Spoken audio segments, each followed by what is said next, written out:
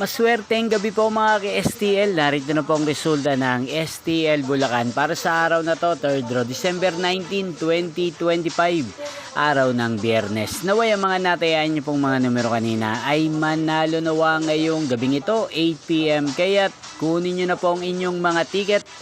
Narito na po ang resulta. Ang mga numerong nanalo sa STL Bulacan ngayong gabing ito, December 19, 2025. 8 PM, 3rd draw result, 11 at 29 in exact order. Again, 11 at 29.